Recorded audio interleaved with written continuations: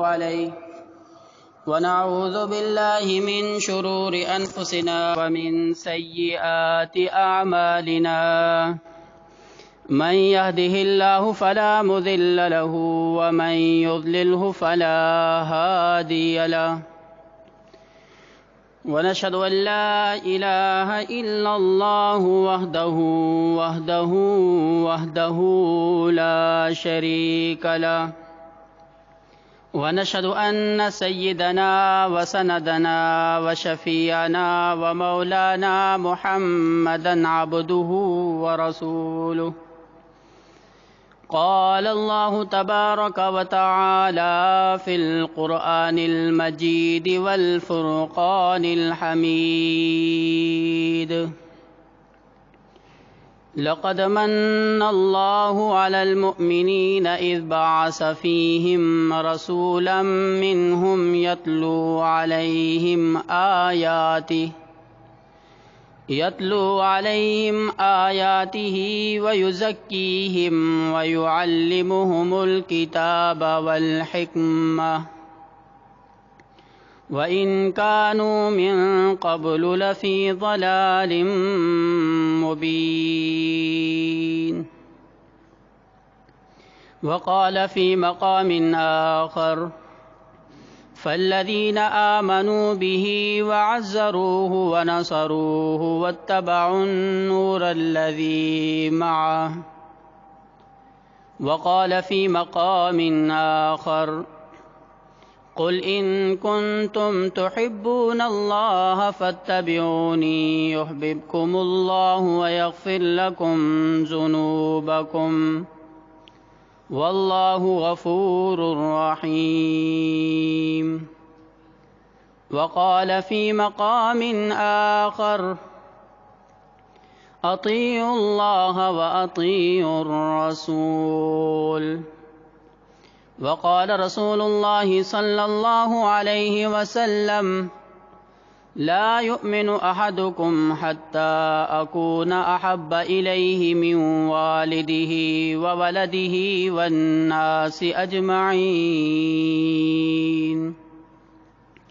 وقال في مقام آخر كل أمتي يدخلون الجنة إلا من أبى قيل من أبى يا رسول الله قال من أطاعني فقد دخل الجنة ومن عصاني فقد أبى صدق الله العظيم وصدق رسوله النبي الكريم ونحن على ذلك لمن الشاهدين والشاكرين والحمد لله رب العالمين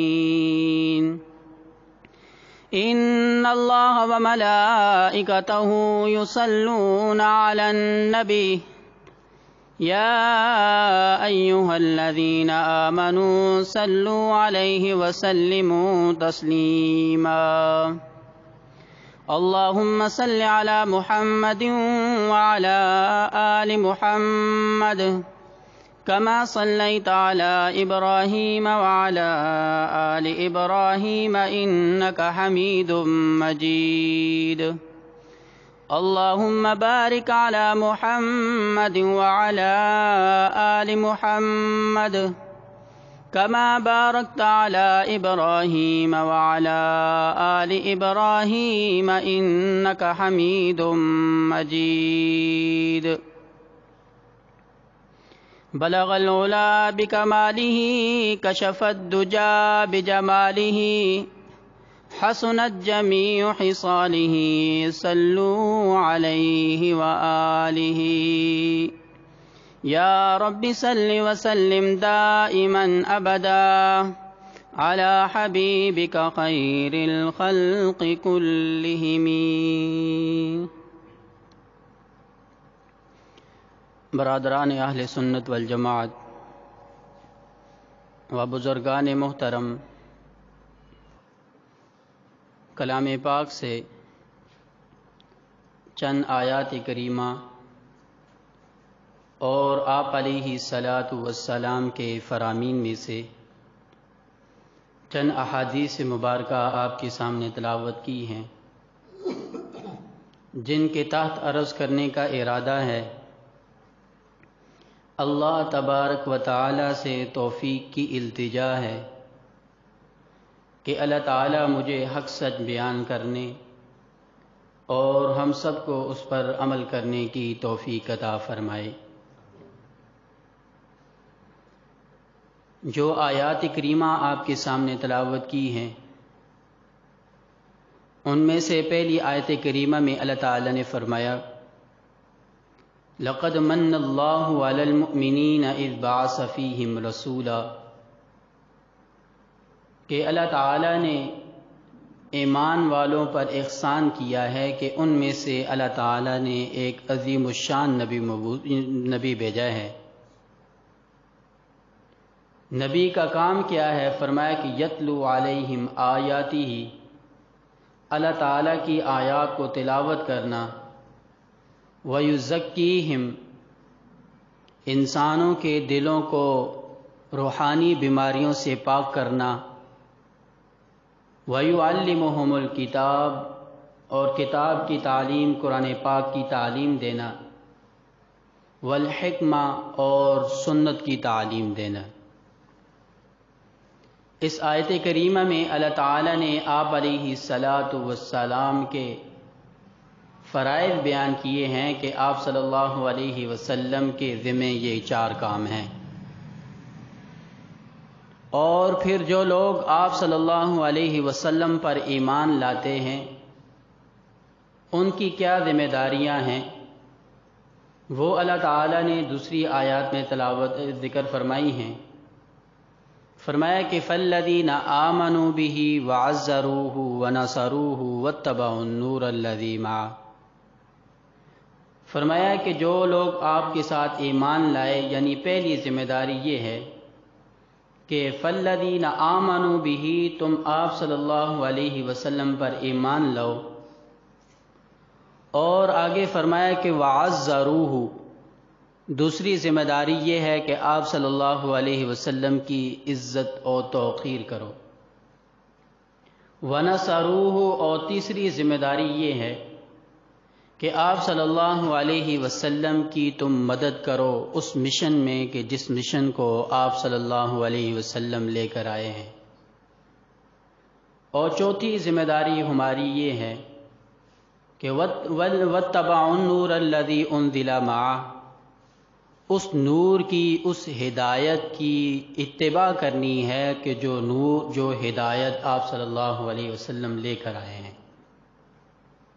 یعنی ان دونوں آیات کریمہ میں اللہ تعالی نے آپ صلی اللہ علیہ وسلم کے آنے کا مقصد بھی بیان فرمایا ہے، اور آپ صلی اللہ علیہ وسلم پر ایمان لانے والوں کی ذمہ داریاں بھی بیان فرمائی ہیں۔ اور اس کے علاوہ جو آیت تلاوت کی ہے اس میں اللہ تعالیٰ نے فرمایا کہ قُلْ إِن كُنتُمْ تُحِبُّونَ اللَّهَ فَاتَّبِعُونِي يُحْبِبْكُمُ اللَّهُ وَيَغْفِرْ لَكُمْ ذُنُوبَكُمْ، اگر تم یہ چاہتے ہو کہ اللہ تعالیٰ تم سے محبت کرے، فرمایا کہ تم اللہ تعالیٰ کے رسول کی اطاعت کرو، اللہ تعالیٰ تم سے محبت بھی کریں گے اور تمہارے گناہوں کو بخش بھی دیں گے۔ اور اسی طرح چوتھی آیت میں اللہ تعالیٰ نے فرمایا کہ قُلْ أَطِیعُوا اللَّهَ وَأَطِیعُوا الرَّسُولَ، ان ایمان والوں کو کہہ دیجئے کہ اللہ تعالیٰ کی اطاعت کریں اور اللہ تعالیٰ کے رسول کی اطاعت کریں۔ اور جو حدیث مبارکہ آپ کے سامنے تلاوت کی ہے تو اس میں آپ نے فرمایا کہ کل امتی یدخلون الجنہ، میرا ہر امتی جنت میں داخل ہوگا، الا من ابا، مگر وہ آدمی کہ جس نے جنت میں داخل ہونے سے انکار کر دیا ہو۔ صحابہ اکرام نے آپ صلی اللہ علیہ وسلم سے پوچھا کہ قیل من ابا یا رسول اللہ، اے اللہ کے رسول کون آدمی جنت میں داخل ہونے سے انکار کرے گا؟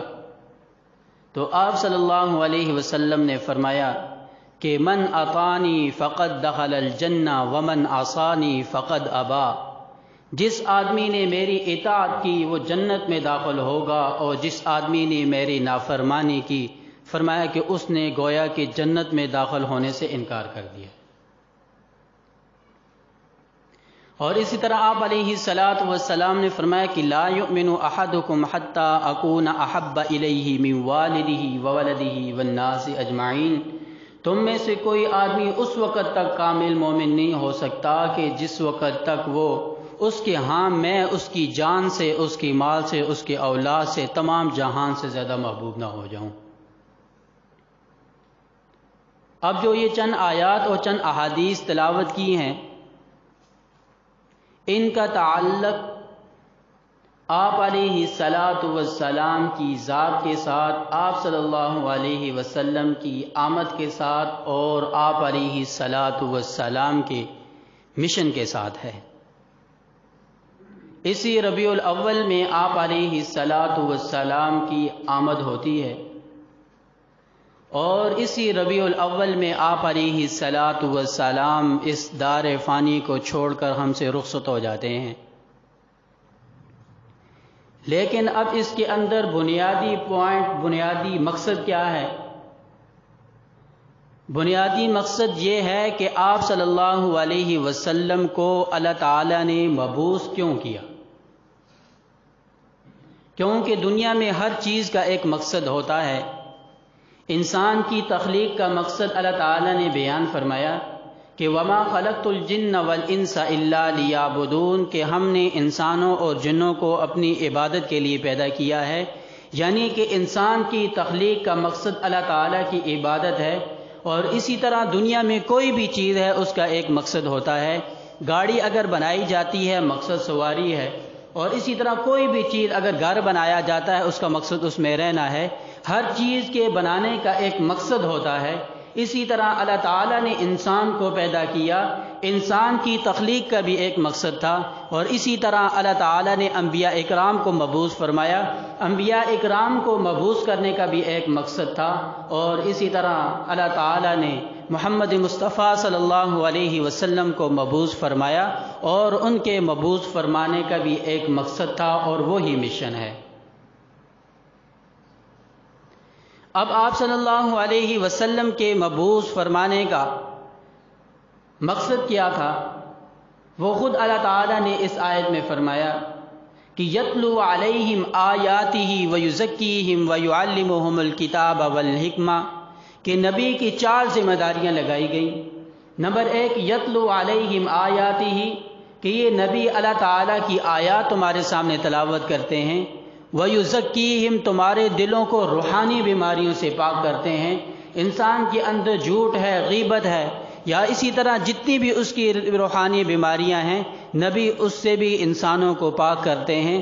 اور آگے فرمایا کہ وَيُعَلِّمُهُمُ الْكِتَابَ وَالْحِكْمَةَ، نبی کی تیسری ذمہ داری یہ ہے کہ نبی اس کتاب کی تعلیم، قرآن پاک کی تعلیم دیتے ہیں۔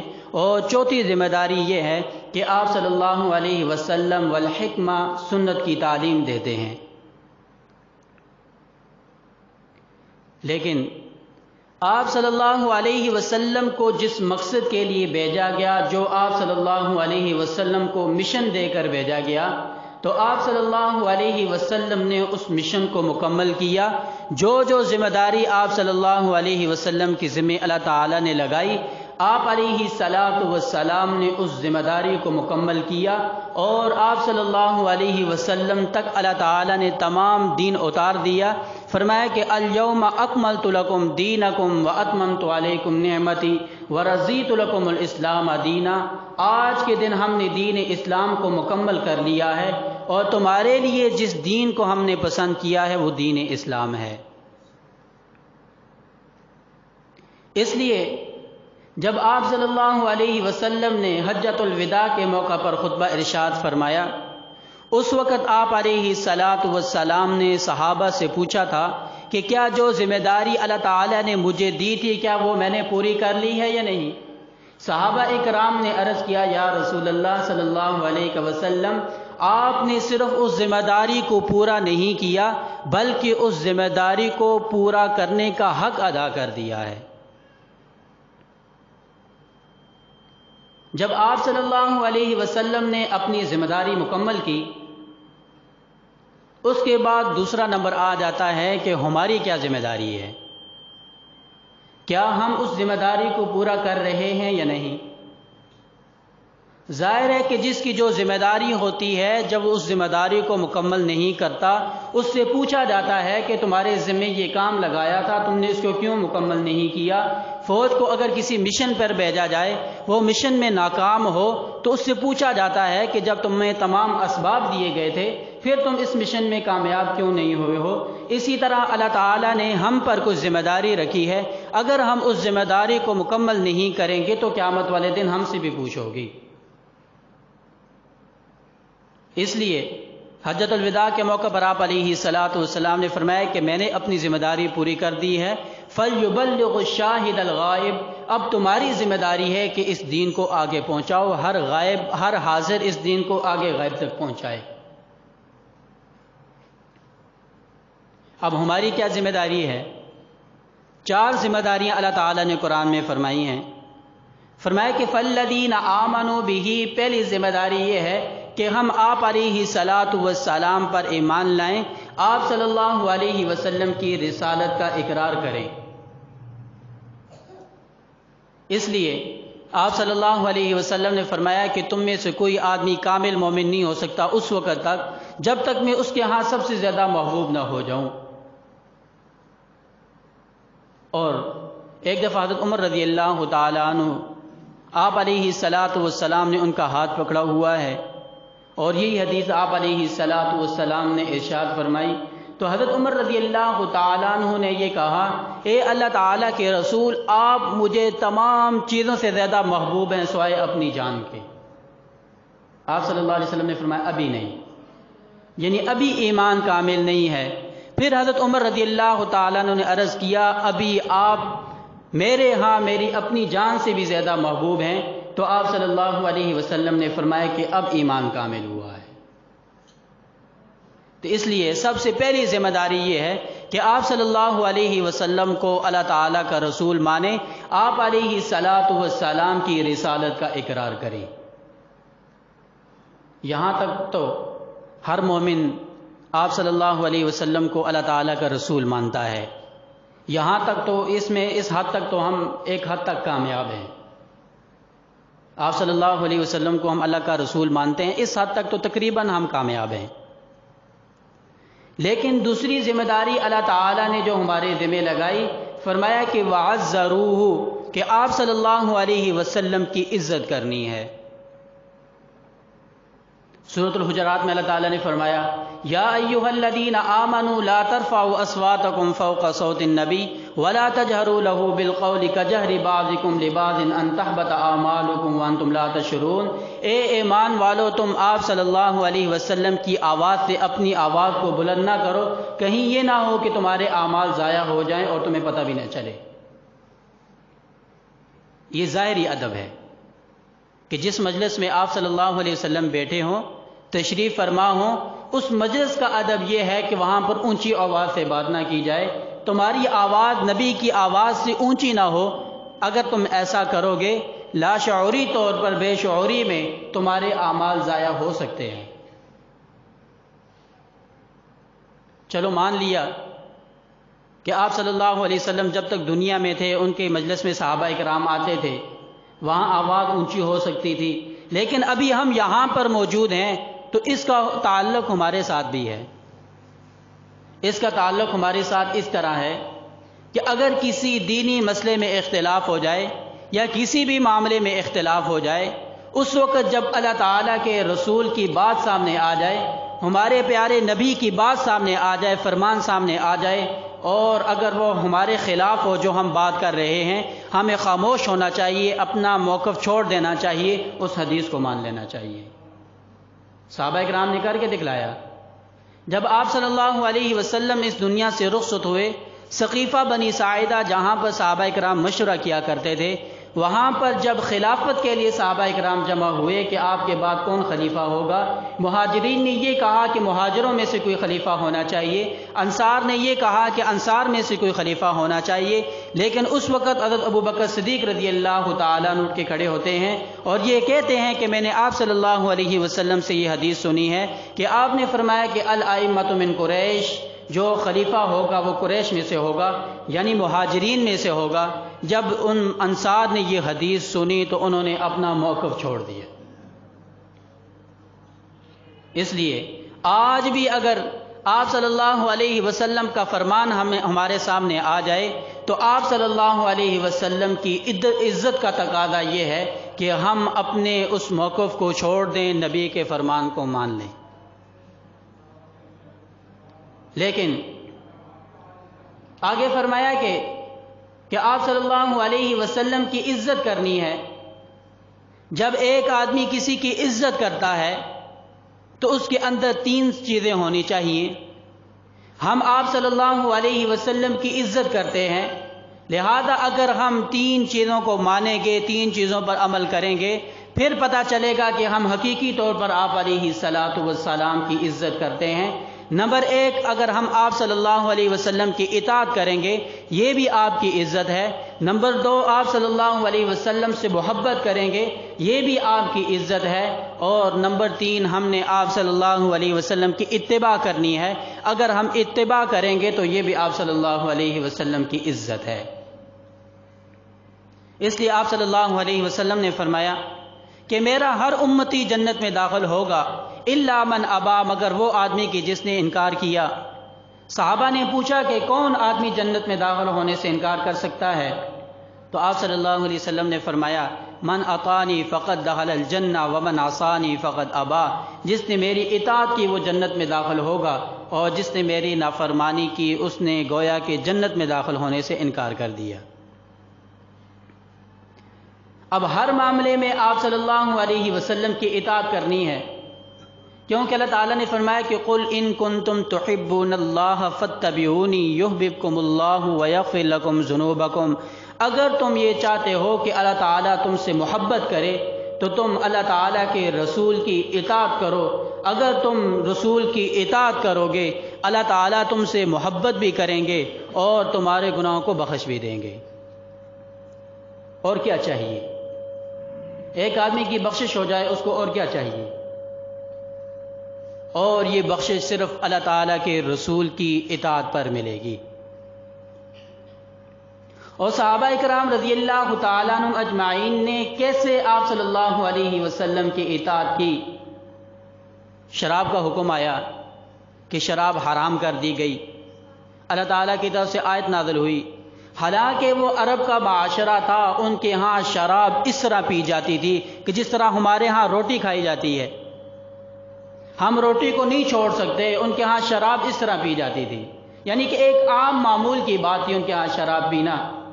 لیکن جب اللہ تعالیٰ کا حکم قرآن پاک میں آ گیا، کسی نے یہ نہیں کہا چلو یہ تھوڑی سی بنی ہوئی ہے اس کو پی لیتے ہیں بعد میں نہیں پئیں گے، یا کچھ دن کے بعد ہم اس شراب کو چھوڑ دیں گے، ایسا نہیں ہوا۔ روایات میں یہ آتا ہے کہ جب اللہ تعالیٰ کا حکم آیا کہ اللہ تعالیٰ نے شراب کو حرام کر دیا ہے، اسی وقت صحابہ اکرام کے پاس جو بھی شراب تھی انہوں نے مدینہ کی گلیوں میں بہا دیا۔ کسی نے دیر نہیں کی چلو کچھ وقت کے بعد چھوڑ دیں گے، ایسا نہیں ہوا۔ جیسے ہی قرآن پاک میں اللہ تعالیٰ کا حکم آیا، نبی کا فرمان ان تک پہنچا، اسی وقت انہوں نے اس ساری شراب کو بہا دیا اور اسی وقت سے انہوں نے شراب پینی چھوڑ دی۔ اس کو کہتے ہیں اطاعت۔ اور اسی طرح جب اللہ تعالیٰ نے قبلے کو تبدیل کرنے کا اللہ تعالیٰ کی طرف سے حکم آیا، تحویل قبلہ کا حکم آیا، صحابہ اکرام نماز میں ہیں، ایک رکعت ہو چکی ہے، بیت المقدس کی طرف منہ کر کے نماز پڑھ رہے ہیں، عین اس وقت اللہ تعالیٰ نے فرمایا کہ فَوَلِّ وَجْهَكَ شَطْرَ الْمَسْجِدِ الْحَرَامِ، اپنا چہرہ آپ مسجد حرام کی طرف پھیریے۔ کسی نے یہ نہیں کہا کہ ایک رکعت ہو چکی ہے دوسری بھی پڑھ لیتے ہیں، اگلی نماز ہم بیت اللہ کی طرف منہ کر کے پڑھ لیں گے، ایسا نہیں ہوا۔ ایک رکعت انہوں نے بیت المقدس کی طرف منہ کر کے پڑھا، اور اس کے بعد جیسے ہی حکم آیا بھی نماز کے دوران، اسی وقت تمام صحابہ اکرام وہاں سے اپنا چہرہ پھیر کر مسجد حرام کی طرف منہ کر لیتے ہیں۔ اس کو کہتے ہیں اطاعت رسول۔ اور اسی طرح آپ صلی اللہ علیہ وسلم خطبہ ارشاد فرما رہے ہیں، دیکھا کہ کچھ لوگ باہر کھڑے باتیں کر رہے ہیں، تو آپ صلی اللہ علیہ وسلم نے ان لوگوں کو یہ کہا اجلسو، بیٹھ جاؤ۔ عین اس وقت حضرت عبداللہ ابن مسعود رضی اللہ تعالیٰ عنہ وہ تشریف لا رہے تھے، جوتیوں والی جگہ پر پہنچے تھے۔ جب انہوں نے آپ صلی اللہ علیہ وسلم کا فرمان سنا کہ آپ نے فرمایا اجلسو، بیٹھ جاؤ، وہ وہاں پر جوتیوں میں ہی بیٹھ گئے۔ آپ صلی اللہ علیہ وسلم نے ان کو یہ کہا کہ میں نے آپ کو نہیں کہا بیٹھ جاؤ، میں نے ان لوگوں کو کہا تھا کہ بیٹھ جاؤ۔ تو حضرت عبداللہ ابن مسعود رضی اللہ تعالیٰ عنہ عرض کرتے ہیں، اے اللہ تعالیٰ کے رسول، جب آپ نے فرما دیا کہ بیٹھ جاؤ، عبداللہ ابن مسعود کی کیا جرأت کہ وہ ایک قدم بھی آگے بڑھا سکے۔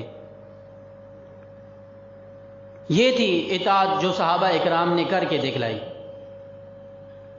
حضرت ابو ذر غفاری رضی اللہ تعالیٰ عنہ وہ باغ کو پانی دے رہے ہیں، ایک آدمی نے کوئی شرارت کی، پانی کا جو بند تھا وہ ٹوٹ گیا، پانی باہر بہنے لگا، ان کو غصہ آ گیا۔ ظاہر ہے کہ سارا دن آدمی کام کرتا رہے، کوئی بیچ میں آ کے گڑبڑ کرے تو غصہ آ ہی جاتا ہے۔ اب کسی آدمی نے شرارت کی، ان کو غصہ آ گیا، لیکن فوراً آپ صلی اللہ علیہ وسلم کا فرمان ان کے ذہن میں آیا کہ آپ صلی اللہ علیہ وسلم نے یہ فرمایا کہ جس آدمی کو غصہ آئے اگر وہ کھڑا ہے تو بیٹھ جائے، اگر بیٹھا ہے تو لیٹ جائے، اللہ تعالیٰ اس کے غصے کو دور کر دیں گے۔ فوراً ان کو آپ صلی اللہ علیہ وسلم کا یہ فرمان یاد آیا، وہیں پر کیچڑ کے اندر بیٹھ جاتے ہیں۔ یعنی کہ جیسے ہی اللہ تعالیٰ کا حکم، اللہ کے رسول کا حکم سامنے آیا، کسی نے کوئی چوں چرا نہیں کی، فوری طور پر اس حکم کو مانا، اس پر عمل کر کے دکھایا۔ اس کا نام ہے اطاعت۔ فرمایا کہ من یطع الرسول فقد اطاع اللہ، جس آدمی نے اللہ تعالیٰ کے رسول کی اطاعت کی اس نے اللہ تعالیٰ کی اطاعت کی، کیونکہ جو آدمی اللہ تعالیٰ کے رسول کے فرمان پر چلتا ہے تو آپ علیہ الصلاۃ والسلام کے فرامین میں ہی اللہ تعالیٰ کی اطاعت ہے۔ یہ صحابہ اکرام نے اطاعت کر کے دکھائی۔ اس لیے ایک صحابی آپ صلی اللہ علیہ وسلم کے پاس آتے ہیں اور عرض کرتے ہیں کہ یا رسول اللہ صلی اللہ علیہ وسلم، میں جب اپنے بیوی بچوں میں ہوتا ہوں، اپنے گھر میں ہوتا ہوں، پھر مجھے آپ کی یاد آتی ہے، میں آپ کے پاس آ جاتا ہوں، آپ کی زیارت کرتا ہوں، میرے دل کو کچھ تسلی ہوتی ہے، میرے دل کو کچھ سکون ہوتا ہے۔ لیکن جب آپ اس دنیا سے چلے جائیں گے تو اس وقت میں اپنے دل کو سکون اور تسلی کیسے دوں گا؟ یا اسی طرح جب آپ جنت میں جائیں گے، جنت میں آپ کو اعلیٰ مقام ملے گا، ہم ادنا مقام میں ہوں گے، اس وقت ہم آپ سے کیسے ملاقات کریں گے؟ تو آپ صلی اللہ علیہ وسلم نے فرمایا کہ جس نے اللہ تعالیٰ کی اطاعت کی اور اس کے رسول کی اطاعت کی، اللہ تعالیٰ نے فرمایا کہ فَأُولَٰئِكَ مَعَ الَّذِينَ أَنْعَمَ اللَّهُ عَلَيْهِم مِّنَ النَّبِيِّينَ وَالصِّدِّيقِينَ وَالشُّهَدَاءِ وَالصَّالِحِينَ، جس نے اللہ تعالیٰ اور اس کے رسول کی اطاعت کی وہ نبیوں کے ساتھ، صدیقین کے ساتھ، شہداء کے ساتھ، صالحین کے ساتھ جنت میں ہوگا۔ یعنی اگر کوئی آدمی یہ چاہتا ہے کہ جنت میں وہ انبیاء اکرام کے ساتھ، شہداء کے ساتھ رہے، دنیا میں اس کو اللہ تعالیٰ کے رسول کی اطاعت کرنی پڑے گی، اس کے بغیر وہ جنت میں داخلہ ہی ممکن نہیں ہے۔ اس لیے جو آدمی اللہ تعالیٰ کے رسول کی اطاعت کرتا ہے وہی حقیقی طور پر اللہ تعالیٰ کے رسول سے محبت بھی کرتا ہے۔ اس لیے دوسری ذمہ داری ہماری یہ ہے کہ وَعَزَّرُوهُ کہ اللہ تعالیٰ کے رسول کی عزت کرنی ہے، اور عزت کا ایک تقاضا یہ ہے کہ ہم آپ صلی اللہ علیہ وسلم کی اطاعت کریں، اور عزت کا دوسرا تقاضا کہ ہم آپ صلی اللہ علیہ وسلم سے محبت کریں۔ صحابہ کرام رضوان اللہ علیہم اجمعین نے آپ صلی اللہ علیہ وسلم سے محبت کر کے دکھلائی ہے۔ آپ صلی اللہ علیہ وسلم وضو کر رہے ہیں، وضو کا پانی نیچے نہیں گرنے دیتے، یہ ہے صحابہ اکرام کی آپ صلی اللہ علیہ وسلم سے محبت۔ آپ صلی اللہ علیہ وسلم نے جو جو عمل کیا اس کی اتباع کی ہے، یہ بھی ہے آپ صلی اللہ علیہ وسلم کی اطاعت، آپ صلی اللہ علیہ وسلم کی اتباع۔ جو آدمی آپ صلی اللہ علیہ وسلم کی اطاعت کرے گا، آپ صلی اللہ علیہ وسلم کی اتباع کرے گا، وہی آدمی حقیقی طور پر آپ صلی اللہ علیہ وسلم کی عزت کرنے والا ہے۔ حضرت عبداللہ ابن عمر رضی اللہ تعالیٰ عنہ وہ جب بھی مکہ سے مدینہ جاتے، رستے میں ایک درخت کے نیچے 2 رکعت نفل پڑھا کرتے تھے۔ ان سے کسی نے پوچھا کہ آپ یہاں پر کیوں 2 نفل پڑھتے ہیں؟ انہوں نے یہ کہا کہ ایک دفعہ ایک سفر میں آپ صلی اللہ علیہ وسلم کے ساتھ تھا، آپ نے یہاں پر 2 رکعت نفل پڑھے تھے، آج میں اس سنت کو زندہ کر رہا ہوں، اس کی اتباع کر رہا ہوں۔ صحابہ اکرام رضی اللہ تعالیٰ عنہم اجمعین نے آپ صلی اللہ علیہ وسلم کی اتباع کی، اس لیے اللہ تعالیٰ نے دنیا کے اندر ان کو انعام دیا کہ وَكُلًّا وَعَدَ اللَّهُ الْحُسْنَى، تمام صحابہ اکرام سے اللہ تعالیٰ نے جنت کا وعدہ کیا ہے۔ اس لیے کہ جو آپ صلی اللہ علیہ وسلم کا مشن ہے اس کو اپنانے میں تکلیفیں آتی ہیں۔ ہم علماء دیوبند آپ صلی اللہ علیہ وسلم کی ولادت کو بھی مانتے ہیں اور آپ صلی اللہ علیہ وسلم کے مشن رسالت کو بھی مانتے ہیں، لیکن جب تکلیف اٹھانی پڑتی ہے وہ مشن میں تکلیف اٹھائی جاتی ہے۔ جب فوج کو کسی مشن پر بھیجا جاتا ہے تو تب جب دشمن کا مقابلہ ہوتا ہے تو پھر تکلیف آتی ہے، جب آپ صلی اللہ علیہ وسلم کی تعلیمات پر چلیں گے تو پھر تکلیفیں آئیں گی۔ حضرت بلال رضی اللہ تعالیٰ عنہ آپ صلی اللہ علیہ وسلم کا مشن اپناتے ہیں، انگاروں پر لٹایا جا رہا ہے، تپتے صحراؤں میں لٹایا جا رہا ہے، تپتی ریتوں پر ان کو لٹایا جا رہا ہے، خون بہتا ہے، انگارے بجھ جاتے ہیں۔ یہ ساری تکلیف ان کو اس وقت اٹھانی پڑی کہ جس وقت انہوں نے اللہ تعالیٰ کے رسول کی اطاعت کی، اور مقصد بھی یہی ہے۔ اور اسی طرح حضرت حبیب رضی اللہ تعالیٰ عنہ غزوہ بدر میں ان کے ہاتھوں بہت سارے کافر قتل ہوتے ہیں۔ اب مشرکین مکہ کو بڑا غصہ تھا کہ ہمارے بہت سارے آدمی انہوں نے قتل کیے ہیں۔ کسی موقع پر انہوں نے موقع پا کر حضرت حبیب رضی اللہ تعالیٰ عنہ کو گرفتار کر لیا۔ جب حضرت حبیب رضی اللہ تعالیٰ عنہ کو گرفتار کیا، انہوں نے یہ ارادہ کیا مشرکین نے کہ حضرت حبیب رضی اللہ تعالیٰ عنہ کو پھانسی دیں گے، ان کو سولی پر لٹکائیں گے۔ جب ان کو سولی پر لٹکانے کا وقت آیا تو انہوں نے ان مشرکین سے اجازت چاہی کہ اگر آپ اجازت دیں تو میں 2 رکعت نفل پڑھنا چاہتا ہوں۔ انہوں نے 2 رکعت نفل وہاں پر ادا کیے۔ 2 رکعت نفل ادا کرنے کے بعد انہوں نے اللہ تعالیٰ سے یہ دعا کی، یا اللہ میرا یہ سلام حضور صلی اللہ علیہ وسلم تک پہنچا دیجیے۔ آپ صلی اللہ علیہ وسلم مدینہ المنورہ میں ہیں، صحابہ اکرام کے درمیان بیٹھے ہیں، تو آپ صلی اللہ علیہ وسلم نے سلام کا جواب دیا، اللہ تعالیٰ نے سلام وہاں تک پہنچا دیا۔ صحابہ اکرام نے آپ صلی اللہ علیہ وسلم سے پوچھا کہ آپ نے کس چیز کا جواب دیا ہے، کس نے سلام کیا؟ آپ صلی اللہ علیہ وسلم نے فرمایا کہ تمہارے بھائی خبیب کو پھانسی دی جا رہی ہے، سولی پر لٹکایا جا رہا ہے، اس نے سلام بھیجا ہے۔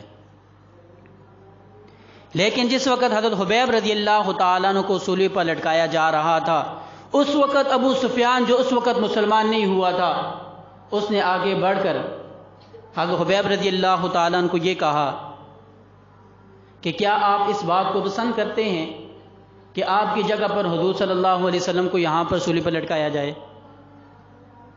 حضرت حبیب رضی اللہ تعالیٰ عنہ کا جواب سنیے۔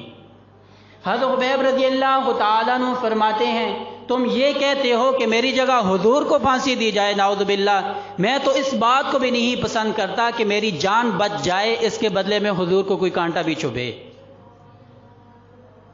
یہ ان لوگوں نے محبت کر کے دکھلائی ہے۔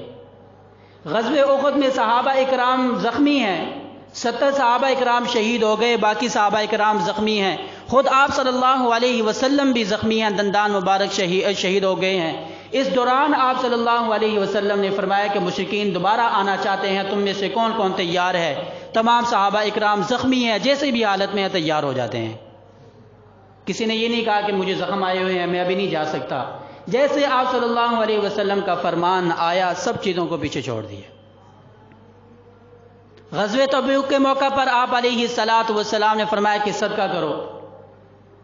حضرت بکر صدیق رضی اللہ تعالیٰ عنہ گھر جاتے ہیں اور گھر جا کر گھر کا جتنا بھی مال تھا جو سامان تھا سارا لا کر حضور کے اس جولی میں ڈال دیا، اور آپ صلی اللہ علیہ وسلم نے پوچھا کہ اے ابو بکر گھر کیا چھوڑ کر آئے ہو؟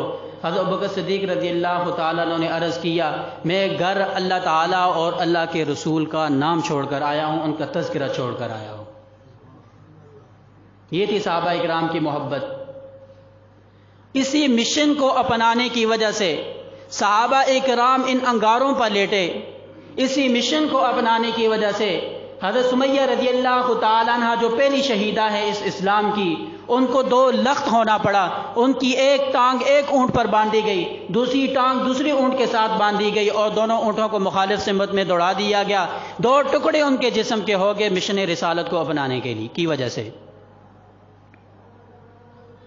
حضرت بلال رضی اللہ تعالیٰ عنہ، حضرت حبیب رضی اللہ تعالیٰ عنہ اور دیگر صحابہ اکرام، انہوں نے تکلیفیں اٹھائیں اس مشن کو اپنانے کی وجہ سے۔ امام بخاری رحمۃ اللہ علیہ نے تکلیفیں اٹھائی، ان کو جلا وطن 3 دفعہ ان کو اپنے علاقے سے نکالا گیا، 3 دفعہ ان کو جلا وطن کیا گیا، اپنے علاقے سے نکالا گیا، صرف اس مشن رسالت کی وجہ سے۔ امام ابو حنیفہ رحمۃ اللہ علیہ، ان کا جنازہ جیل سے اٹھتا ہے، ان کو زہر دیا گیا، جیل میں ڈالا گیا۔ ان کا اگر جنازہ جیل سے اٹھا، اپنا ان کو کوئی مقصد نہیں تھا، دنیاوی مفاد نہیں تھا، صرف اس مشن رسالت کی وجہ سے۔ امام احمد بن حنبل رحمۃ اللہ علیہ، ان کو روز کوڑے لگائے جا رہے ہیں تخلیق قرآن کے مسئلے میں۔ ان کو جو کوڑے لگے ہیں تو اس مشن رسالت کی وجہ سے کہ انہوں نے حضور کا مشن اپنایا تھا، اپنا کوئی ذاتی مقصد نہیں تھا۔ اور اسی طرح مولانا محمود الحسن دیوبندی رحمۃ اللہ علیہ مالٹا کی جیل میں 3 سال گزارتے ہیں، انتہائی مشقت کی قید وہاں پر انہوں نے گزاری، اپنا ذاتی مفاد نہیں تھا، صرف اور صرف اس مشن کو اپنانے کی وجہ سے۔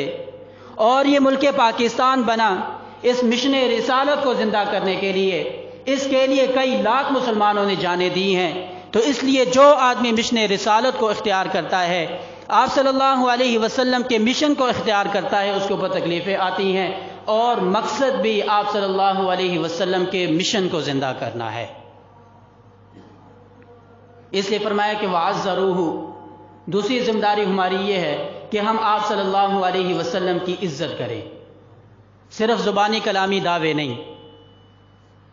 آج ہمارے ہاں صرف زبانی کلامی دعوے ہوتے ہیں، محبت رسول کے نعرے لگائے جاتے ہیں، اسی آدمی کو اگر یہ کہا جائے کہ آ کر 5 وقت کی نماز پڑھو، تیار نہیں ہے۔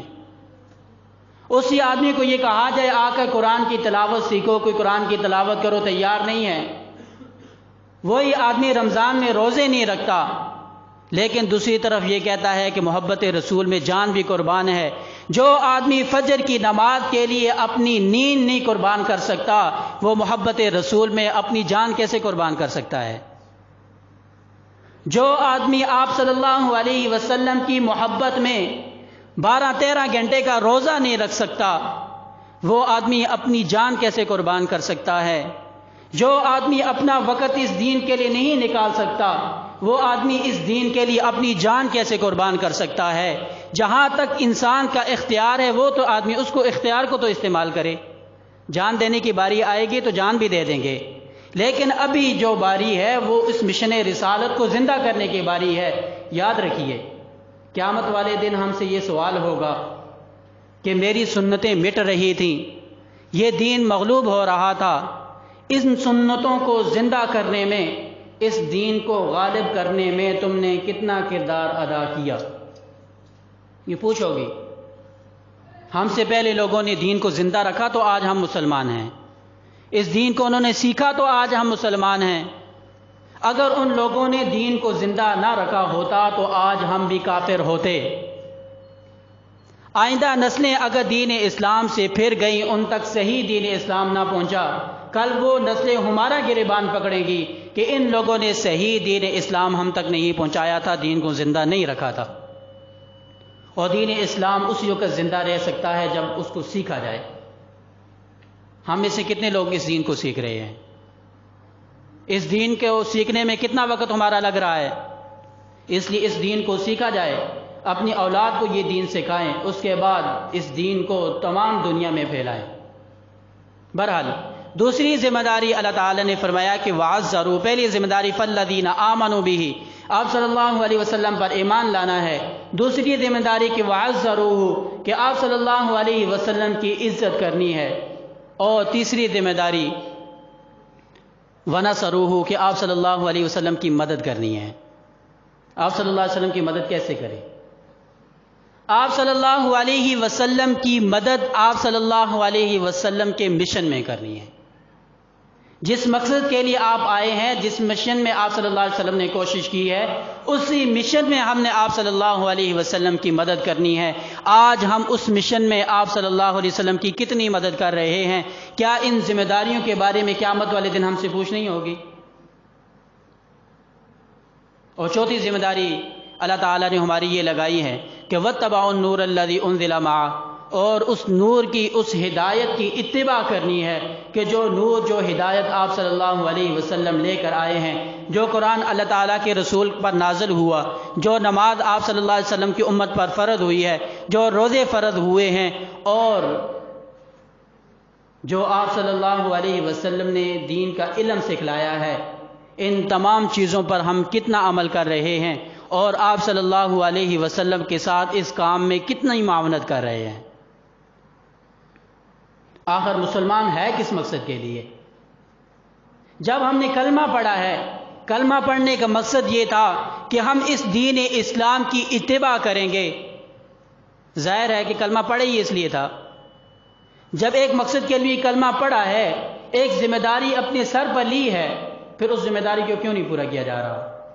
دنیا کی ذمہ داری پوری کی جاتی ہے، پتہ ہے مہینے کے بعد 50,000 روپیہ تنخواہ ملے گی، اگر ذمہ داری پوری نہیں کریں گے تو تنخواہ نہیں ملے گی، اس کی قدر ہے۔ لیکن جو ذمہ داری کلمہ پڑھ کر ہم نے اپنے سر لی ہے، اس کو ہم کتنا پورا کر رہے ہیں، اور اس ذمہ داری کو سیکھ کتنا رہے ہیں؟ ہر کام جو کیا جاتا ہے اس کو سیکھا جاتا ہے۔ کوئی آدمی اگر ڈاکٹر بنتا ہے وہ ایسے نہیں بن جاتا، کئی سال وہ اسکول کالج میں جا کر تعلیم حاصل کرتا ہے، اس کے بعد جا کر وہ اس علم کو آگے سیکھتا ہے، پھر آگے اس کے قابل بنتا ہے، اس کو پھیلانے کے قابل بنتا ہے۔ اسی طرح اس دین اسلام کو بھی سیکھا جائے گا، اس کے بعد آگے اس کی تعلیمات ہو سکتی ہیں۔ اللہ تعالی ہمیں عمل کی توفیق دے۔ وآخر دعوانا الحمدللہ۔